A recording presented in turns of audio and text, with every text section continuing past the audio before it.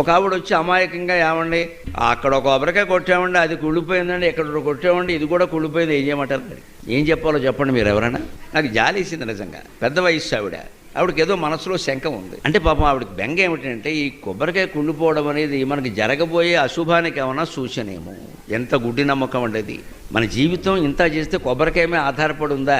ఇక్కడే ఎందుకు అని ఆలోచించాలి. కొబ్బరికాయ కుళ్ళిపోవడానికి నీ జీవితం కుళ్ళిపోవడానికి సంబంధం ఏంటి? ఎందుకు ఇలా ఆలోచిస్తున్నావు? పైగా మనం కొట్లో కొనేటప్పుడు దేవుడి కోసం అంటే మంచి కొబ్బరికాయ కొంటాం, కానీ కుళ్ళిపోయింది కొనమే. మనం కావాలని చిత్తశుద్ధితో దేవుడికి మంచి కొబ్బరికాయ కొట్టాలని మనం ప్రయత్నం చేసినప్పుడు అదేదో అనుకోకుండా లోపల కుళ్ళిపోతే మనమేం చేస్తామండి? అది అమ్మేవాడికి తెలుసా, మనకి తెలుసా? అలాగనే ఏమండి దేవుడికి తెలుసు కదండి, నా చేతికి మంచి కొబ్బరికాయ ఇచ్చేలా చేయొచ్చు కదండి. దేవుడికి వేరే పని ఏమి లేదా? నీ కొబ్బరికాయ లెక్కెట్టుకుంటూ కూర్చుంటాడా? అంచేతను మనం ఈ ఎందుకు అన్న ప్రశ్న వేస్తే ఈ ఆలోచన పక్కకి వెళ్ళిపోతుంది.